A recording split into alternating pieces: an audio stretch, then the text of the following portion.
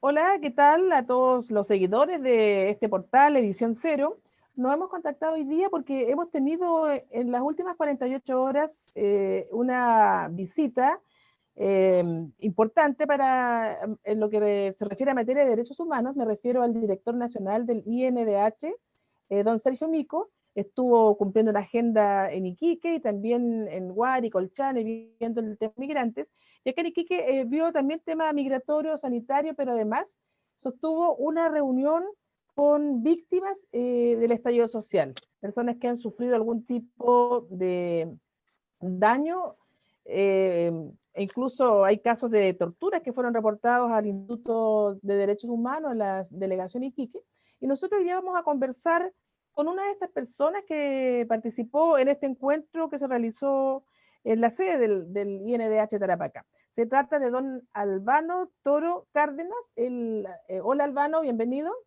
¿Qué tal? Hola, ¿Cómo mucho estás? gusto. Agradecido por la instancia de poder estar conversando no solamente con ustedes, sino que de alguna manera llegar a muchos más auditores que de alguna manera se conectan a través de su plataforma. Así Ya, que pues muy agradecido por bien. esta oportunidad.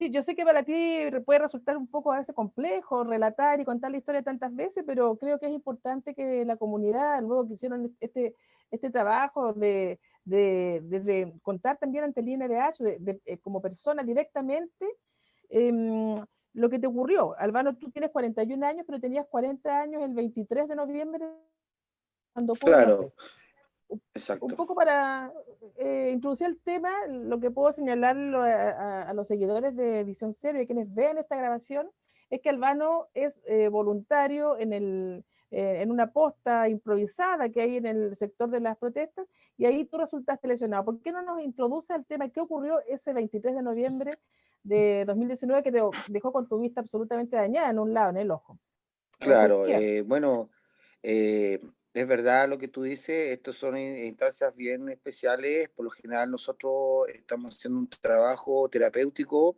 y también un trabajo de reparación en el aspecto físico, y también en lo psicológico. Por lo tanto trabajamos con diferentes terapeutas que en este momento están trabajando con nosotros, y de alguna manera este es un tema que de alguna manera genera una revictimización de la situación, pero vamos a hacer obviamente una excepción para que todos los muchachos puedan entender un poco más o menos en qué contexto se genera esta lesión. Bueno, para todos es conocido que en la ciudad de Iquique se estaban realizando diferentes manifestaciones, pero por lo general estas eran de carácter muy familiar. Nosotros en Iquique se cuenta con gran cantidad de personas que tocan instrumentos musicales, y por lo general esta, este tipo perdón, este tipo No te preocupes. de instancia se prestaba para generar unas protestas más de tipo cultural. Estas por lo Pero general, era como al inicio de las protestas, pero claro, y habitualmente todo este terminaban tipo de después en cosas, no. disturbios, No, algunos esto, yo enfrentamientos. debo mencionar que esto se generaba en la ciudad, por lo general en la avenida, se generaban en las plazas, algunas nacían en la rotonda de acceso ahí en la ciudad, que estas se trasladaban hasta las plazas y después se bajaba hasta la playa y se hacía un recorrido. Claro, no es menor que en algunos sectores sí, no era de este tipo de manifestación, sino que ya era una lucha más radicalizada, donde se encontraban manifestantes realizando diferentes tipos de protestas, barricadas y todo lo demás. Eh, bueno, yo siempre he estado ligado a equipos de emergencia. Yo pertenecía al Cuerpo de Bomberos de la ciudad durante 14 años. De ahí ya empiezo mi vocación desde muy temprana edad, y por lo tanto esto fue decantando de alguna u otra manera en lo que hoy día, yo soy hoy día técnico a nivel superior en enfermería. Hoy día es lo que me desempeño, y por Se lo conoce como tanto, C. claro, por lo tanto, yo hice mi internado en el hospital de la región, acá en la unidad de urgencia, y por lo general hoy día trabajo en los accesos de la ciudad, en la concesionaria, donde somos la primera unidad de respuesta ante cualquier emergencia, al menos lo que es ruta 16 y ruta A1, en esos tramos. Entonces, de alguna manera, siempre estamos vinculados y los vemos con los bomberos, los encontramos en los accidentes, con todos los, de alguna manera, nos conocemos con los otros paramédicos que llegan a través del servicio de salud y todo este tipo de cosas. Mantenemos Pero ese ciertas día comunicaciones, exacto, mantenemos ¿qué fue lo ciertas que ocurrió? comunicaciones por WhatsApp y todas cosas, y este día en particular, lamentablemente, es alrededor de las 9 de la noche, algo así, o cerca de las 9 de la noche, se escuchan unas explosiones muy grandes en la ciudad. Creo que esos días esto llama la atención de muchas personas, y instintivamente yo al menos en lo personal, asumí que algo pasaba en el sector, algo había habido un evento en el que quizás había muchas personas heridas, y por lo tanto la presencia de personal de emergencia era muy importante. Tratar de colaborar en estos Y ahí te aspectos presentaste tú siempre ha sido entonces. parte de... Claro, entonces por eso hicimos una llegada al sector. En el sector, las manifestaciones se concentraban en el sector de Tadeo Janque con Héroes de la Concepción, y esto estaba muy intenso, estaba muy violento. Por lo tanto, nosotros lo redireccionamos de alguna manera, las personas que en realidad relacionadas con el tema de la salud, y estas nos ubicamos en el sector de aeropuerto, entre las calles de Las Rosas y el sector de la universidad, que en ese momento estaba en conflicto. De alguna u otra manera, los manifestantes fueron igual llegando a este sector, y por lo tanto el sector se vio bastante complejo. En el sector habían vecinos y que nos colaboraban con el agua y con algunas sillas, y tenían algún sistema de puesta a improvisar en el sector. También se encontraba la Cruz Roja, que realizaba los traslados de las personas heridas, y también colaboraba en lo que trabajar con las personas heridas, darle agua con bicarbonato, porque lamentablemente este es un sector habitacional que se ha convertido en un sector comercial, y en general cuando comenzó las represiones de las manifestaciones, estos sectores se han visto muy complicados. Nosotros Así tuvimos es. varios días donde la gente, los pobladores, se vieron muy afectados, como repercusión de la represión que se les realizaba a los manifestantes. Teníamos Sí, mucha adultos gente mayores, son enfermos, que niños, estaban gente ahí. mayores, mascotas, había mucha utilización de gas en el sector.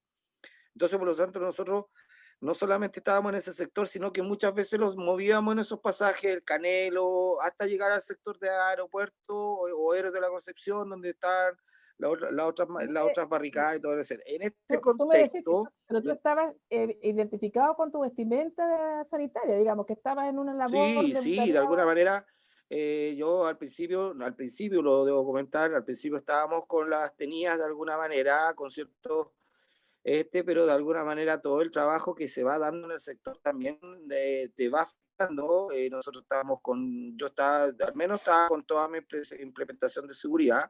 Como pueden apreciar, uso lente óptico, por lo tanto también estaba con antiparra y lente.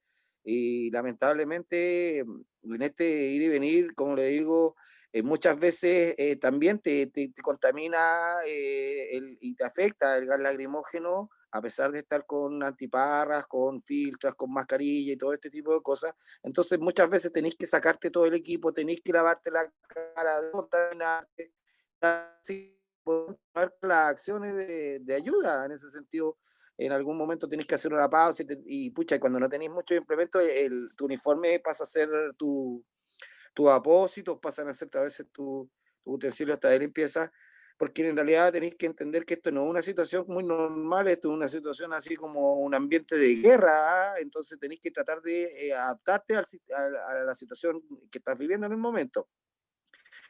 Es en este contexto y en una acción concertada de carabineros, se realiza un arriado de manifestantes. Esto quiere decir que Carabineros posiciona a los carabineros en ciertos lugares, y por otros lugares de alguna manera genera ciertas encerronas. Por lo tanto, el grueso de los manifestantes se trata de salir de estos sectores, y lo hace por lugares que ellos de alguna manera ya lo tienen de alguna manera delimitado, y por lo tanto en estos lugares se producen verdaderos tiroteos represivos. En ese sentido, muchos en esos lugares también son arrestados, son ahí donde actúan los piquetes de infantería por parte de los organismos represores. Entonces, en este ¿Qué actuar, fue lo que te pasó en ese contexto de, en este hay contexto, lamentablemente, cuando comenzó esto, algunos de los manifestantes lograron llegar a estos lugares donde nosotros nos encontrábamos de alguna manera refugiados o protegidos, pero de alguna manera siempre identificados. Y lamentablemente en eso, al parecer, algún piquete se logró generar cierto movimiento y lamentablemente todos los que estábamos ahí quedamos en la línea de tiro y bueno, ellos simplemente vaciaron las escopetas frente a toda esta gente que estábamos ahí, yo recibiendo un disparo de lleno en mi ojo izquierdo. Fue tal magnitud, fue de tal intensidad y de muy cercana a la distancia que recibió el disparo, que todas las estructuras que me protegían mi ojo fueron destruidas. Simplemente yo caí al suelo y en este intento de levantarme y recoger mi lente óptico, porque para uno es de gran importancia este elemento, cuando yo lo alzo, noto que faltaba este vidrio del ojo izquierdo y instintivamente mi mano yo la tenía ya en la cara posicionada y esto, o instintivamente cuando tomé el lente asumí que el vidrio estaba en mi ojo, por lo tanto, claro, cuando me vi, la mano ya estaba empezando a estaba lleno, empecé a llenarme de sangre, lamentablemente y ahí te trasladan al hospital de como Iquique? Claro, lamentablemente en este sentido, como seguía estos disparos y esta acción que le digo por parte de Carabineros, yo en ese momento, después de toda esta situación, en el sector quedé relativamente solo, por lo tanto tuve que, con toda esta lesión, dirigirme hacia el sector de calles posteriores, donde teníamos estas sistemas de posta improvisada, y ahí logré llegar y solicitar auxilio, socorro. Hoy día saludo a la señora Marlene, una pobladora del sector, que gracias a Dios ya nos abrió las puertas de la casa y yo pude prestarme los primeros auxilios porque yo en primera instancia necesitaba hacer un barrido de todo lo que sucedía. Yo estaba totalmente en shock por todo lo que estaba pasando. Imagínate lo que significa que te revienten Es tremendo.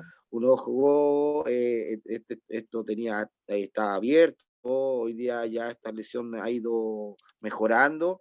He pasado por cirugías, por varias, Pero a ver incluso por si nos algunas que son cuentas, si nos estéticas. cuentas em, qué fue lo que pasó, porque Ento- tú vas al hospital, de acá te trasladan a claro, Santiago y vemos qué es lo que te dicen los médicos allá y que nos cuentes cuál es el daño que tuviste y que claro, mantienes. bueno, lamentablemente esta situación se da más o menos como alrededor de la 1:30 de la mañana y por lo tanto, bueno, cuando sucedió rápidamente y se generó una red de apoyo ahí de los colaboradores y se generó el traslado hacia el hospital de Iquique. Una vez que llegué a la red de salud, yo rápidamente fui reconocido en la sala de urgencia. Lamentablemente de alguna manera se me trató de ayudar lo más que se podía en ese momento.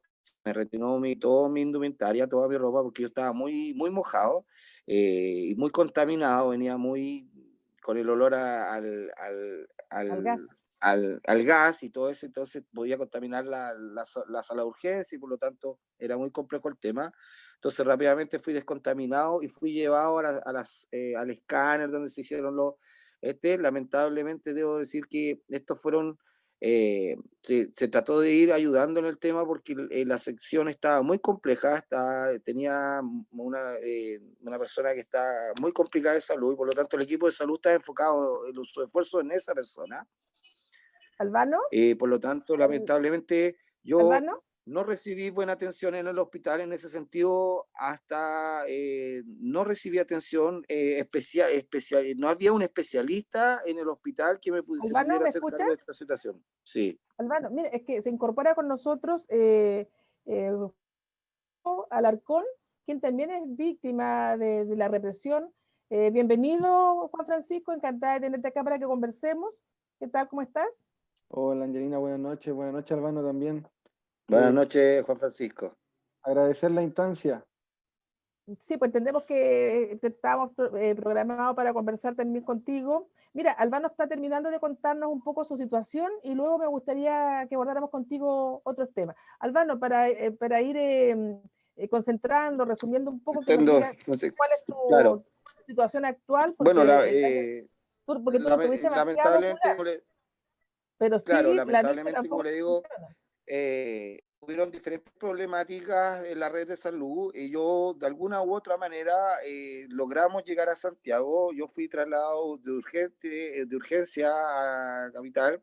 Debo decir que como hubieron problemáticas en todo, en cada uno de estos aspectos, pero de alguna manera logré llegar allá rápidamente.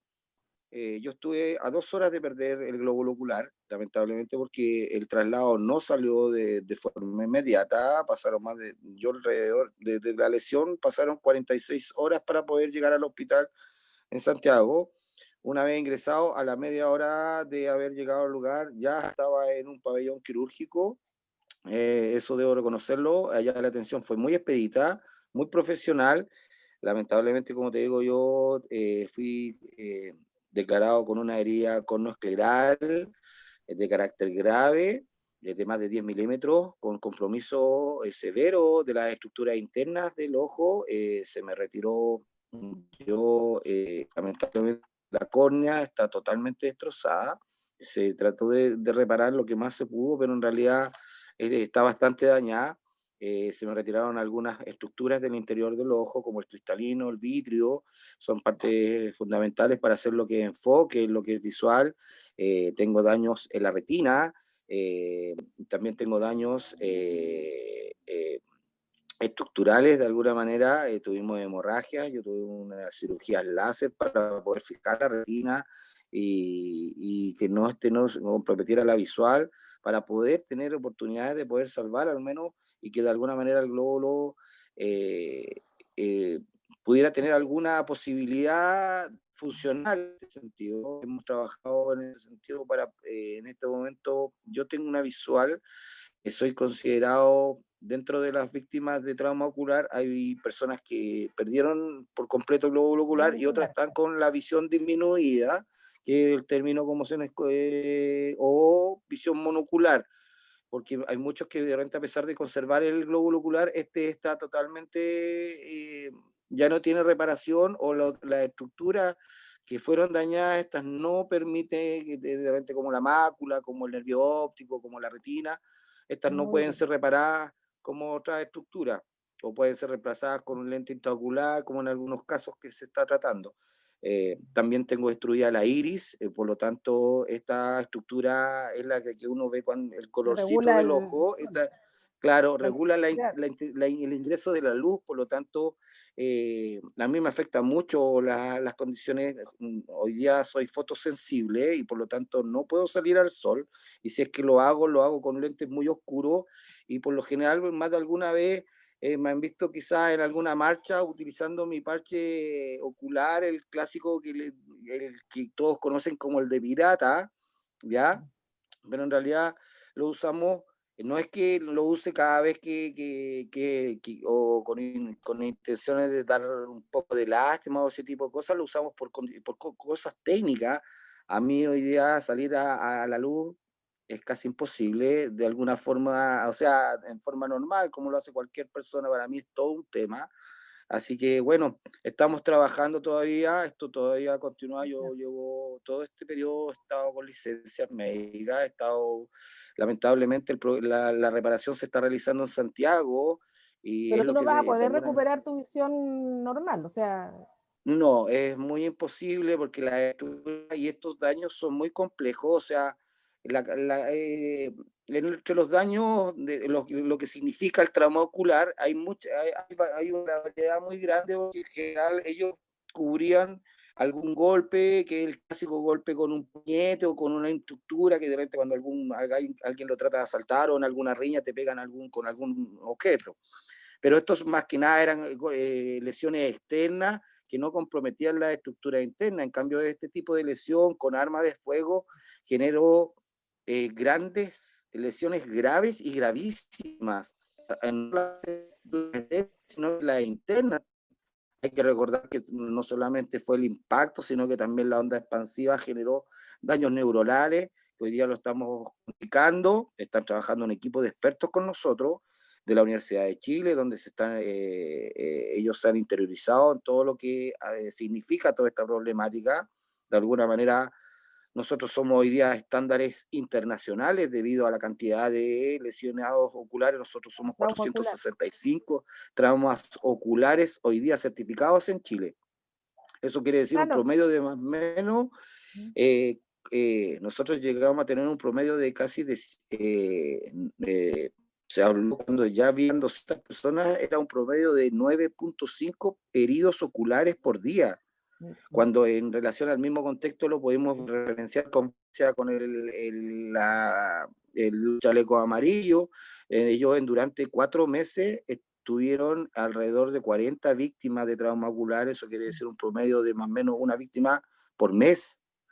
Y de aquí es de ahí que nosotros denunciamos la violencia inusitada. Debemos recordar a la gente que Iquique es la tercera mayoría con víctimas de trauma ocular, o sea, no de trauma ocular, Albano, ¿qué te parece víctimas ahora?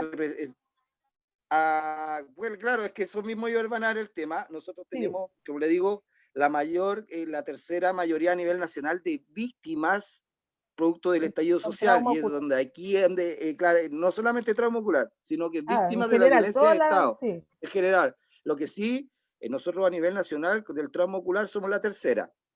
Pero por eso yo quiero darle con esta entrada a mi compañero Juan Francisco, que él ya,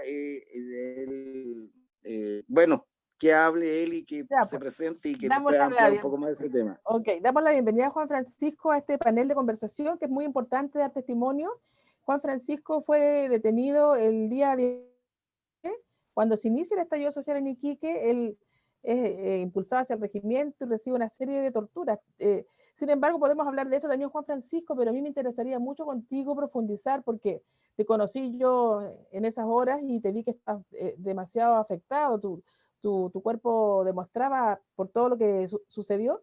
Sin embargo, luego tú tomaste como un bastión de lucha e incluso llegaste a conformar esta agrupación de víctimas de agentes del Estado. Me gustaría que nos contaras un poco eso y lo fuéramos asociando también con esta oportunidad que tuvieron de Reunión. conversar con el director nacional del INDH que vino a conocer la realidad regional acá en Tarapacá. Juan Francisco. Muchas gracias, Angelina. Agradecer también ahí a Albano, tremendo testimonio y gran aporte en todo lo que estamos haciendo desde la vereda de las víctimas también.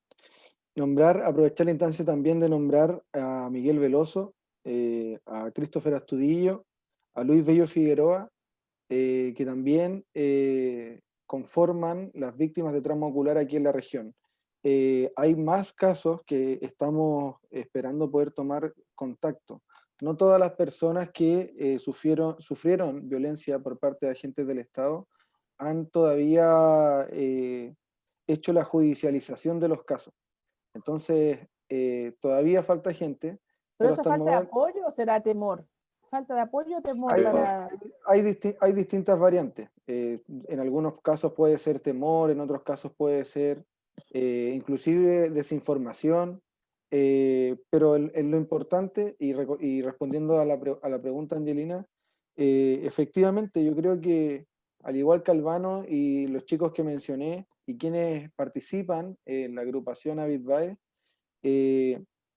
tomamos el camino de la denuncia, tomamos el camino de poder exigir verdad, en nuestros casos de poder exigir justicia, con todo lo que significa vivir la violencia por parte del Estado. Hay secuelas en cada una de las personas que integran esta agrupación y, sin embargo, pese a todo lo que eso genera, hay una necesidad de poder decirle a la sociedad de que el estallido social no se ha acabado, que en el fondo continúa de cierta manera, continúan porque si se siguen violando los derechos humanos en este momento en Chile, seguimos teniendo víctimas, sumando víctimas de trauma ocular, seguimos teniendo diferentes agresiones a nivel nacional. Y en lo local, sabemos que peleamos constantemente desde Iquique con el centralismo. Entonces, lamentablemente por la ubicación geográfica y porque aquí no están los medios de comunicación masiva, y si no fuera por la ayuda que tenemos de los medios alternativos, sería muy difícil dar a conocer las cosas que aquí pasan. Entonces decidimos tomar acción y es por eso que generamos esta agrupación Avidbae, que la verdad, Angelina, nace de una conversación entre dos víctimas intentando buscar justicia. Sí, Así, porque, así perdón, partió. porque ustedes, por ejemplo, en tu caso hay una querella, en el caso de Albano también me parece que hay una querella, Sí, y hay muchas querellas que se han presentado, pero el avance es más de prácticamente... 3.000. ¿Mm? Esa es la situación de Más las de víctimas. 3.000 querellas son las que se han presentado a través del INDH y Sí, están o sea, a nivel relacionadas nacional, pero con... acá a nivel local, Juan Francisco, las querellas ustedes no han notado avance, más bien me han dicho que sienten como que están dormidas ahí esperando que llegue el momento de simplemente cerrar las investigaciones. Claro, o sea, aclarar a todas las personas de que una cosa es las querellas que ingresa el Instituto Nacional de Derechos Humanos, el INDH, y otra cosa es la judicialización y la importancia de nosotros como parte de la sociedad civil, como ciudadanos, al vernos vistos violentados nuestros derechos, es importante poder condenar al Estado, ¿sí? Tenerlo como responsable. Sí, aquí hay responsables tanto de quienes dan las órdenes como de quienes las ejecutan. También hay responsabilidades políticas. Y dentro de esas responsabilidades está efectivamente el Estado. Entonces, es importante la judicialización personal también. ¿Sí?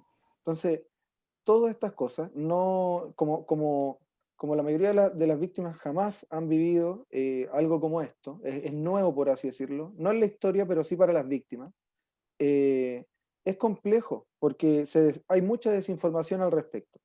Entonces, nos dimos cuenta de que cada víctima estaba viviendo su proceso por individual, por separado, intentando bajo sus medios poder optar a las ayudas que pudieron en el fondo. Entonces, frente a eso, nace esta agrupación. La idea de nosotros es poder dar un espacio de confianza a las víctimas y a sus familiares también, poder buscar responsables en cada caso. Eso es importante y por eso menciono el tema de la judicialización, que es una de las líneas que trabajamos, además de la línea de salud mental, que también contamos con la ayuda, por ejemplo, de la psicóloga Lucila Pizarro, Constanza Rosales, que también nos cooperan en esa área. Entonces, estamos intentando de alguna manera dar una ayuda integral y entendiendo que este es un espacio de construcción desde las mismas víctimas.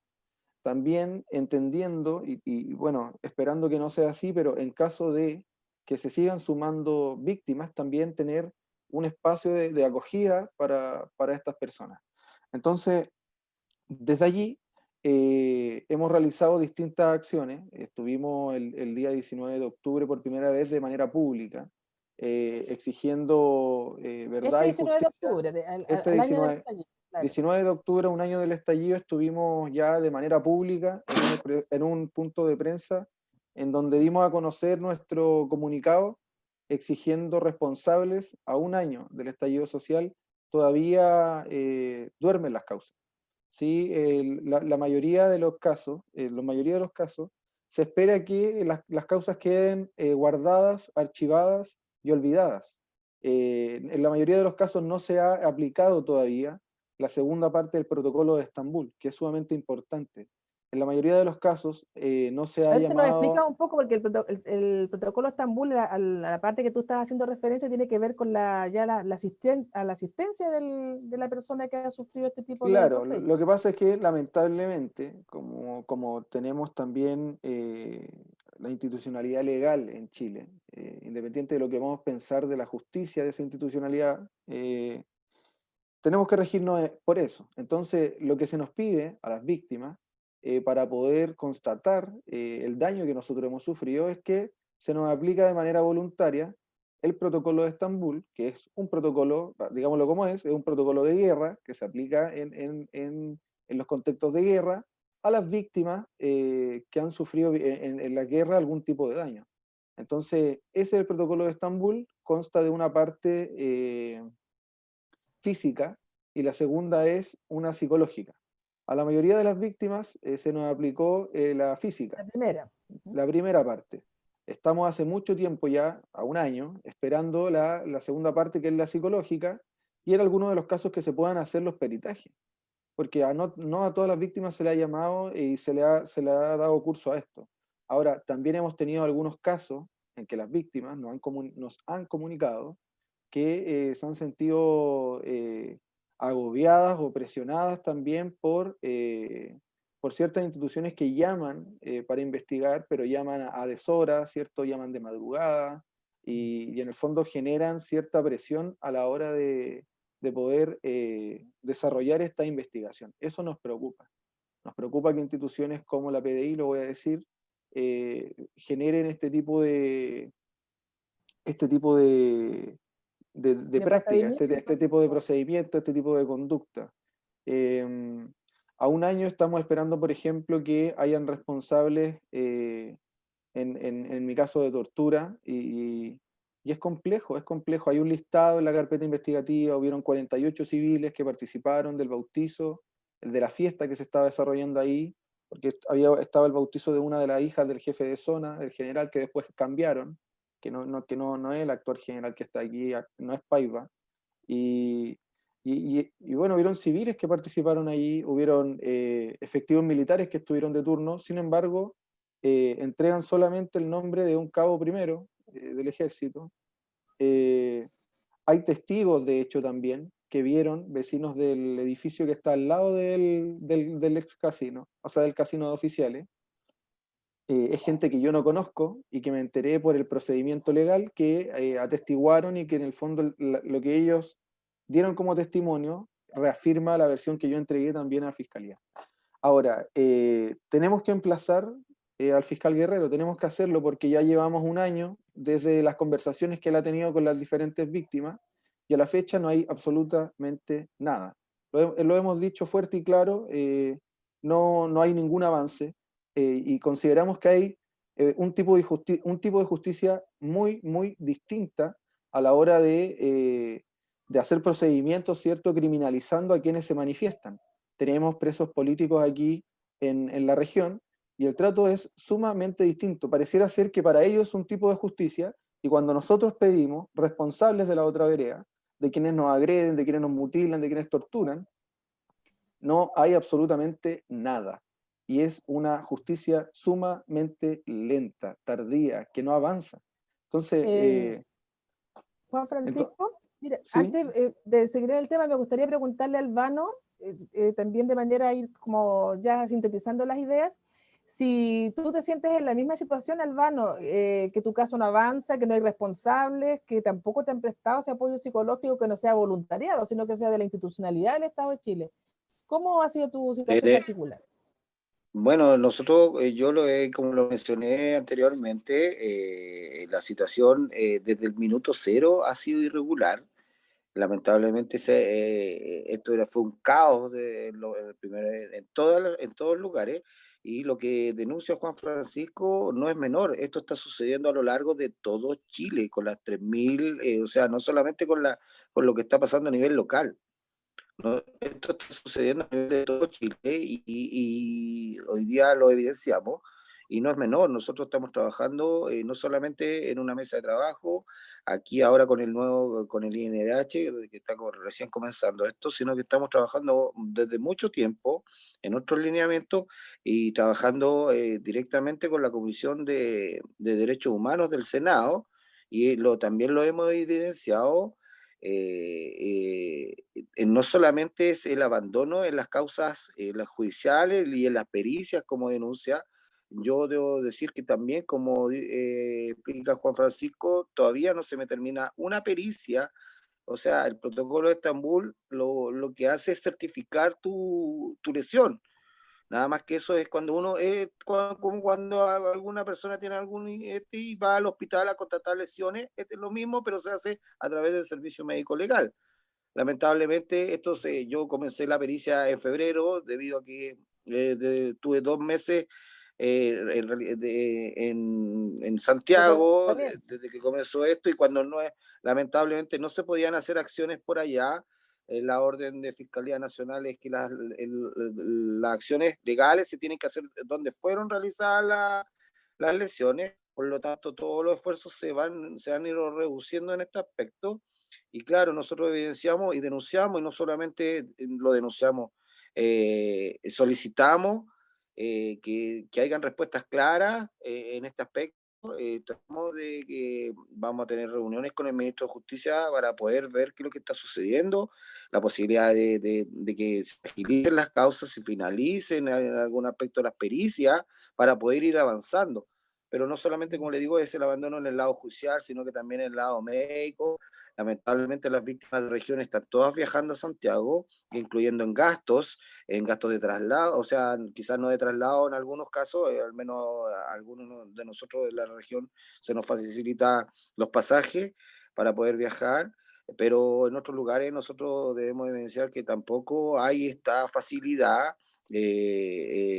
Y así en diferentes aspectos. Nosotros también en lo psicológico hemos sido totalmente abandonado el programa de reparación que hablaba Sebastián Piñera, que anunció a un mes del estallido social, que incluso incentivó, entregó un aporte monetario para este programa. Este programa cuenta con un psicólogo para más de 460 víctimas de trauma ocular. O sea, ni en el mejor de los casos, ni que entendiera 20 lesionados diariamente podría cubrir las expectativas mensuales de todas las víctimas. Tenemos 2 tecnólogas médicas, un asistente social y de ahí un protecista, una persona que realiza las prótesis oculares. Estas prótesis no se hacen de la noche a la mañana. Estas prótesis por lo general tienen un tiempo de fabricación de más o menos 3 o 4 meses, donde las víctimas deben ir varias veces a probarse este dispositivo. Pero como le digo, lamentablemente es una sola persona. Por lo tanto, esta persona en los meses de verano tenía programado otros aspectos relacionados con su vida y lamentablemente estuvimos 2 meses sin un protecista. Bastante Y grave nadie eso. se preocupó de ese tema. Asociado, bueno, es lamentable el tema de la pandemia para todos. Esto ha sido una tremenda tragedia a nivel mundial y nacional y que vino a enlodar mucho más esta gestión paupérrima, así que de alguna manera nosotros ayer en la reunión que sostuvimos lo evidenciamos, lo denunciamos, el abandono no solamente local, sino que a nivel nacional. Pero sí Precisamente, hacemos hincapié Armando, de que avanzáramos, porque sí hay que reconocer que en algunos lugares de Chile sí se está avanzando, y es por eso que Juan Francisco emplaza hoy día al fiscal Moreno para poder de sí, alguna manera indicar que aquí en la región es extremadamente notable el abandono en este aspecto. Al menos lo a eso quería judicial es... justamente que le diéramos el paso a Juan Francisco nuevamente, porque ayer, estos días, ustedes tuvieron este encuentro con el director del INDH. En el fondo fue una relación con la institucionalidad pública. Entonces quisiera saber cuál es tu Sí, opinión, porque preguntarle a Juan Francisco, en su calidad de vocero de esta agrupación de víctimas, porque una cosa es conversar, exponer, tener un diálogo en una mesa ahí mirándose a la cara, pero cómo esto se traduce en acciones concretas en el futuro. ¿Cuál es tu resumen, Juan Francisco, de este encuentro y qué es lo que ustedes esperan? Eh, sí, mira, la verdad es que eh, asistimos a, asistimos a la reunión el día de ayer con el director nacional del Instituto Nacional de Derecho Humano, Sergio Mico, eh, con sensaciones bastante contradictorias, ¿no? Entendiendo que ha sido bastante complejo, cuestionable el proceder. Sin embargo, entendemos también de que hoy día es necesario tender puentes de comunicación con el Instituto Nacional de Derecho Humano. Entendemos de que en medida de que podamos colaborar, en poder avanzar, en poder presionar, ejercer presión para que el Estado pueda dar respuestas, para que pueda de alguna manera ocupar los recursos institucionales para poder intentar ayudar un poco a las víctimas, son cosas que sin duda no podemos dejar pasar. Entonces, asistimos a esa instancia. La verdad es que nosotros, Angelina, planteamos 5 puntos que creemos que fueron A ver si nos importantes. cuenta. Sí, fueron 5 puntos importantes que creemos que se acercan un poco a lo que hemos conversado dentro de la agrupación y también a lo que hemos ido conversando, escuchando de lo que se ha dado acá en la región en materias de derechos humanos. Entendemos que también existen otras agrupaciones que trabajan ejerciendo presión por la libertad de los presos políticos, también como agrupación de víctimas de violencia por parte del Estado nos sumamos a solidarizar con esa causa y también lo hicimos ver dentro de la mesa. Los puntos fueron los siguientes. En el punto 1, conversamos respecto al presupuesto del INDH. Le planteamos que consideramos importante que se genere un aumento dentro del presupuesto de aquellas regiones que presentan mayor cantidad de casos, mayor cantidad de víctimas, ¿sí? Entendiendo que, como bien decía Albano hace un momento, somos la tercera región a nivel nacional con más víctimas de violencia por parte de agentes del Estado. Somos la tercera región, la primera es Santiago, la segunda es Valparaíso y la tercera es Tarapacá. Entonces, entendiendo eso, le planteamos la importancia del aumento del presupuesto, también le dijimos que Pero perdón, ¿ese consideramos... presupuesto orientado a qué? ¿Quieren más presupuesto para acciones profesionales. El presupuesto orientado en, por ejemplo, equipos multidisciplinarios que puedan permitir dar una ayuda, entre comillas, más integral a las víctimas y sus familiares, que también son víctimas, y en el fondo poder distribuir de mejor manera este presupuesto, porque es una de las limitaciones que hoy día tiene el INDH, justamente es esa, es parte del presupuesto que les dan, cómo se administra, cómo se distribuye. Entonces, debido a eso le planteamos eso. Le dijimos que consideramos de que no daban abasto, de que se necesitaba mayor dotación de profesionales, como lo dije, a nuestro parecer, abogados, psicólogos comprometidos, presentes en el terreno. Ojalá con presencia en espacios en la materia de derechos humanos aquí en la región. Le hablamos también, sí, en el segundo punto le hablamos de la presencia. ¿Sí? Creemos importante hablar sobre la presencia del INDH en dos aspectos, en lo territorial y en lo judicial. Dentro de lo territorial le exigimos mayor presencia como Instituto Nacional de Derechos Humanos en los territorios en donde se desarrollen manifestaciones con el objetivo de que no existan más casos de violencia de derechos humanos. En lo judicial le planteamos también que necesitábamos mayor presencia por parte del INDH en la judicialización de los casos. Que a nivel Pero esa local mayor presencia, perdón, esa mayor presencia en el tema judicial es que esté haciendo seguimiento a los procesos, que esté interpelando a la fiscalía, por ejemplo, para que pueda Exacto, avanzar. es que en el fondo ellos puedan ejercer puedan ejercer la presión dentro de sus facultades para que estos casos avancen, porque eso sí es algo que puede hacer el INDH y que hasta la fecha no lo estaba haciendo, no lo está haciendo, y por eso nosotros hemos ido a plantear y poner sobre la mesa estos puntos, porque sí lo pueden hacer. Entonces, por eso planteábamos dentro de lo judicial, mayor presencia en la judicialización de los casos, que a nivel local en su mayoría lo asumen otras instancias, y lo mencionamos sobre la mesa porque creemos que hay que ser sinceros y transparentes con esto.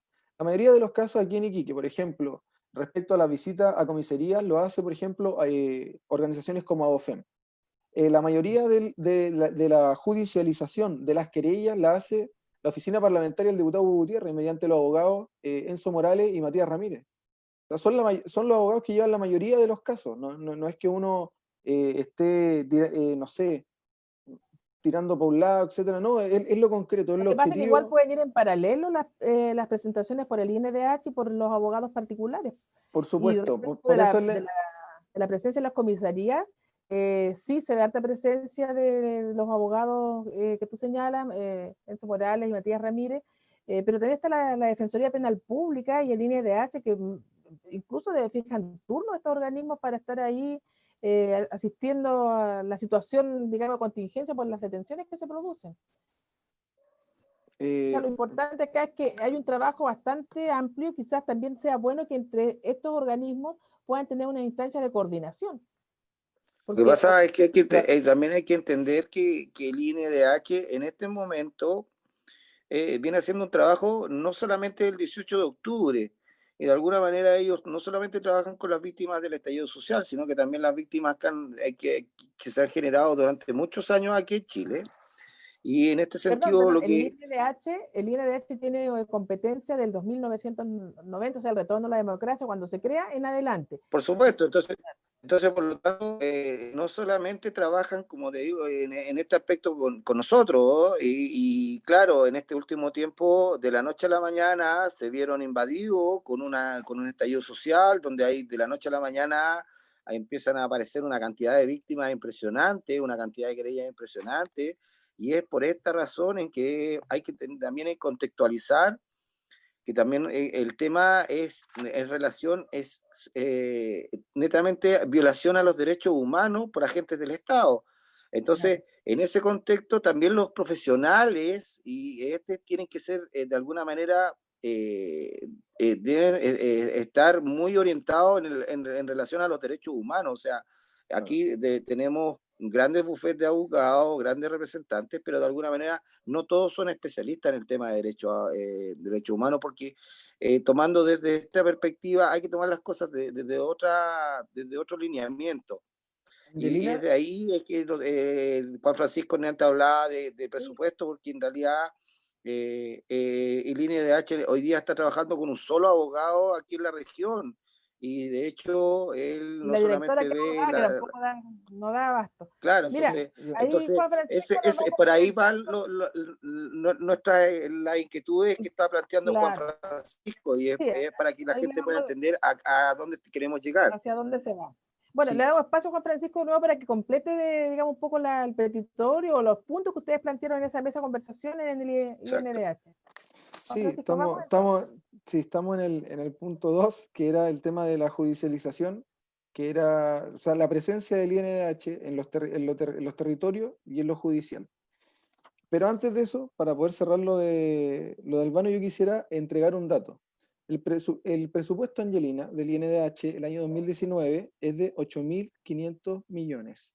Ese presupuesto se divide entre el trabajo que ellos realizan con migrantes, pueblos originarios, niñas, adolescentes y mujeres. 8.500 millones. Y nosotros lo que estamos pidiendo es que de esos 8.500 millones se pueda hacer el aumento al presupuesto para poder trabajar con las víctimas de violencia del Estado. Eso para poder cerrar el punto. Ahora, volviendo a los 5 puntos que fuimos a plantear a Sergio Mico, en el punto 3 conversamos y planteamos la necesidad de redes, ¿sí? De generar instancias en donde exista mayor contacto con las agrupaciones de víctimas presentes en la región. Por ejemplo, con Avisbae, con las organizaciones de los presos políticos, con las organizaciones que hay por verdad y justicia, ¿cierto? Por las víctimas de la dictadura, una mesa transversal con los del pasado y con los del presente. Y creemos que se pueden realizar de ahí también trabajos importantes. Es necesario generar las redes, no está dando abasto el INDH, no está dando abasto el trabajo que se está realizando por sí solo. Entonces es necesario poder generar esas instancias de encuentro y poner a disposición de estas organizaciones el presupuesto institucional y las herramientas institucionales, los profesionales que se puedan contratar para poder realizar un trabajo más integral con las víctimas. En el punto 4, y que era un punto que lo consideramos dentro de las responsabilidades políticas que había que consultar, el punto 4 trató del Estado. ¿Cuáles son las facultades reales del INDH para presionar al Estado con el objetivo de poder otorgar a las víctimas de violencia por parte de agentes del Estado una reparación integral? Atención médica y de salud mental. Ejemplo, aquí en Tarapacá no existe el auto, como bien lo planteaba Albano, por lo cual las víctimas tienen que viajar cada cierto tiempo a Santiago para poder ser atendidas. Ese es un ejemplo de cuáles eran realmente las facultades que tenía el INDH frente a esto. En el quinto punto, planteamos el tema de gendarmería. ¿Cómo trabaja el INDH con Gendarmería? En cuanto a las condiciones de los presos políticos, si es que le hacen el seguimiento de los casos, y en cuanto a salud física y mental, Y acá ¿cuál es cobra realce lo que acabamos de vivir hace una semana con el intento de lo suicidio de un exacto? joven que Ju- que fue ya condenado. ¿No? justamente para allá va el punto. O sea, nosotros le planteamos abiertamente o sea, el caso de Diego Contreras. Diego. Le planteamos abiertamente el caso de Diego. Le dijimos que cuáles son los protocolos, en este caso, en los cuales la persona privada de libertad, ¿cierto?, atenta contra su propia vida debido al encierro y debido a una especie de tortura que es el aislamiento. Entonces, le preguntamos también cuál fue, en este caso, el protocolo aplicado para Diego Contreras. Y nosotros sabíamos que el INDH tiene la facultad para poder autorizar la asistencia de salud mental vía online para Diego y para sus familiares también. Y le pedimos a Sergio Mico que por favor se aplique en este caso de manera urgente esa facultad que tiene el INDH para poder autorizar. Esos fueron a grandes rasgos los 5 puntos que planteamos. Fue una Y, reunión Juan Francisco, bastante extensa. y planteando estos puntos y la reunión duró varias horas, ¿con qué sensación se quedaron ustedes, tanto Albano como tú? Cuéntanos tú primero. Sí, bueno, en lo personal yo creo que hay mucho por hacer. Creo que esta justicia está estancada, pero la podemos intentar hacer andar ejerciendo presión de manera colectiva, de la manera correcta en los lugares correctos. Entonces, no perdemos esa esperanza. Estamos convencidos de que tenemos que hoy día generar estos puentes de comunicación con la institucionalidad también. Eh, y sí, o sea, yo creo que, a ver, una reunión que pintaba para Una algo hora, a netamente una hora. para una hora y para algo netamente protocolar, finalmente terminó siendo horas de emplazamiento, horas de poder develar también las necesidades que nosotros creemos que tienen que ser suplidas aquí en la región por parte del INDH. La recepción, tengo que ser súper responsable, fue buena, eh, y esperamos que se mantenga en ese mismo tono los puentes que ellos dijeron querer establecer con nosotros.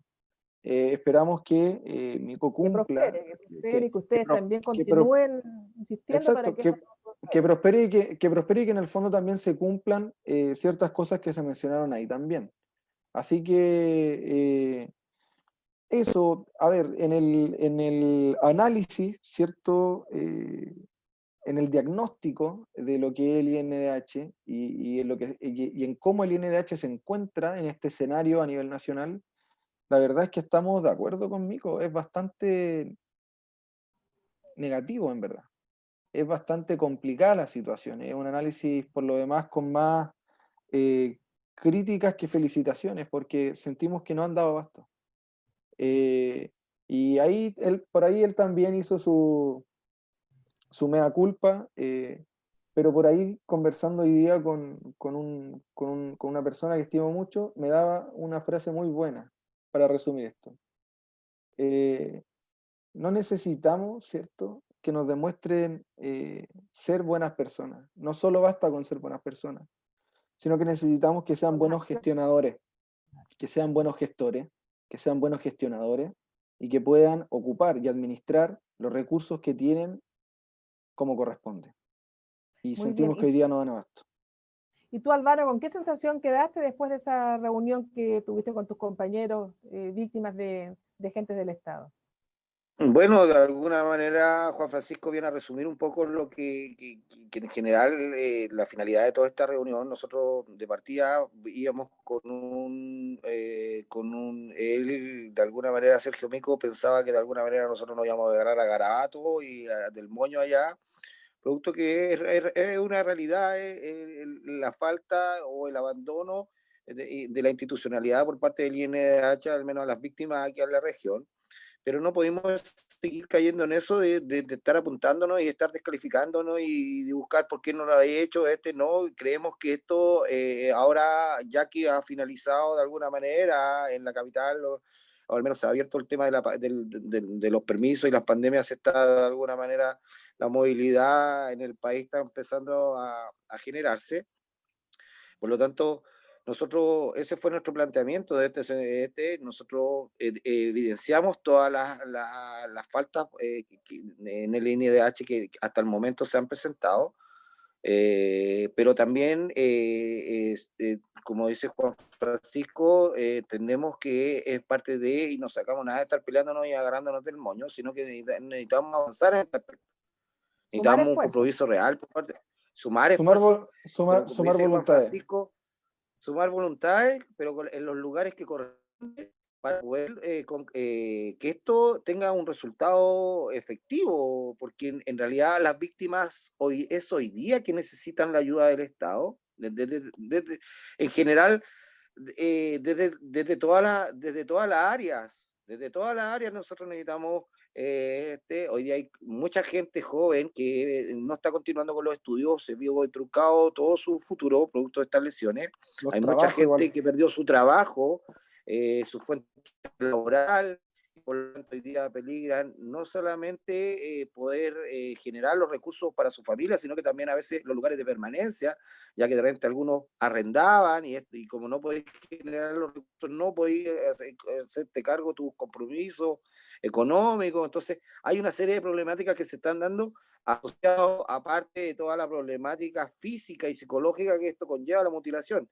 Ahora, como dice Juan Francisco, y resumiendo, la reunión de alguna manera fue fructífera para poder sentarnos y poder decir, oye, aquí estamos presentes, esto es lo que nos ha pasado, pero también esto es lo que queremos. Nosotros llegamos con un planteamiento totalmente activo en ese sentido de poder presentar propuestas, de poder presentar de alguna manera lineamientos para poder, o de alguna manera, hacer el sentir de las víctimas en este aspecto, de que ellos escuchen desde la voz de las víctimas las necesidades que presentamos y que no se generen de repente de alguna manera ciertas políticas de parte de ellos, pensando en nosotros que son las necesidades que tenemos y con un total desconocimiento por parte de ese tema. Nosotros creemos que de alguna manera hemos emplazado de buena forma a Sergio Mico.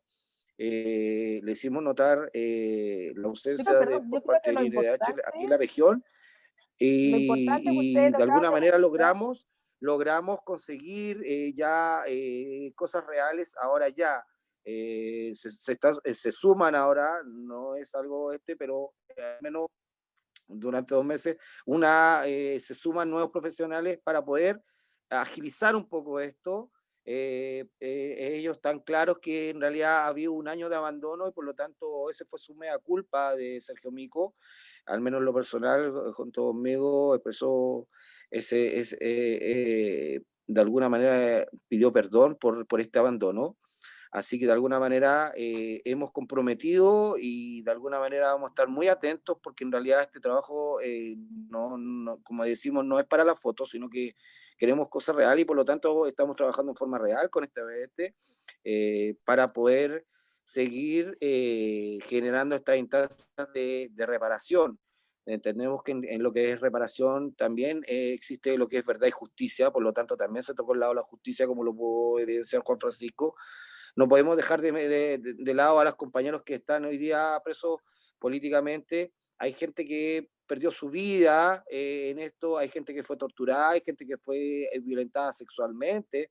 Por lo tanto, no es solamente un grupo, sino que es un universo bastante grande y que de alguna manera tenemos que saber representar y tenemos que saber ayudarlos como sociedad, en donde todos tenemos que participar. Víctimas, la sociedad civil, la institucionalidad, y por lo tanto en eso es lo que nosotros tratamos de exigir y comprometer a Sergio Mico de alguna manera la postura. Sí, yo quisiera decir algo. Al menos bueno, vamos a dar las gracias a Albano por su testimonio, que es muy valioso porque en realidad es una persona que ha resultado con un daño físico que en el fondo es irreparable. Agradecemos tu valentía por una vez más compartir el testimonio y hablarle al público en general, a la comunidad, porque muchos de estos temas quedan ahí, no se difunden mucho y no hay conocimiento ni se dimensiona realmente el daño que se ha producido.